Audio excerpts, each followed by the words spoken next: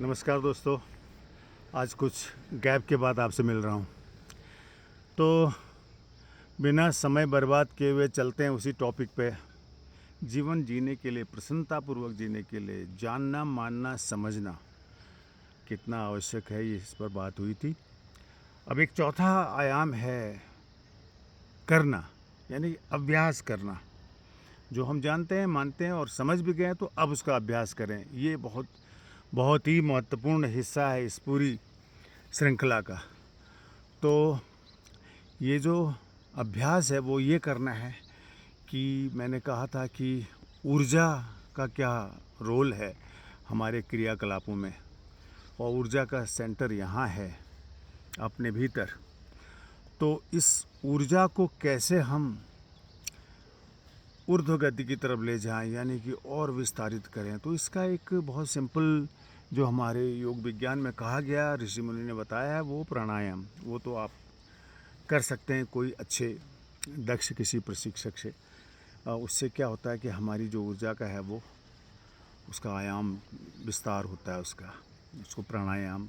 इस पर आप अलग से हम लोग कभी बात करेंगे, लेकिन अभी बात करते हैं कि हम इस ऊर्जा के केंद्र में कैसे बने रहें।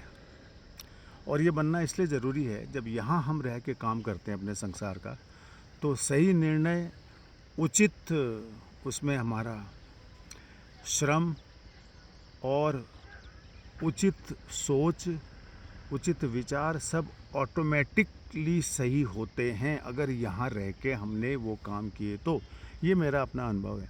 जैसे यहाँ से बाहर निकल के उन कामों के बीच में लिप्त होके, उन कामों से लिप्त होके काम करते हैं, तो सारे निर्णय सही नहीं हो पाते हैं।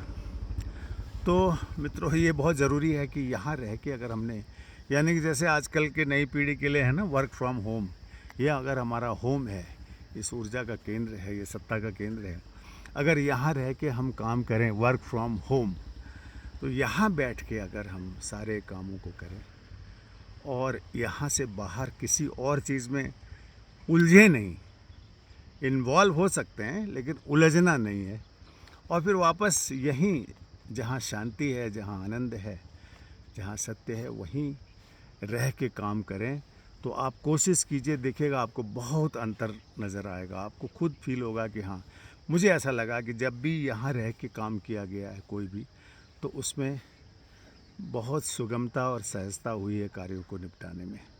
दुनिया में चैलेंजेस तो आएंगे ही आएंगे, परिस्थितियाँ तो आएंगी, वो हमारे कंट्रोल में नहीं, लेकिन यहाँ बने रहना तो अपने हाथ में है। चलिए, इस पर फिर बात करेंगे।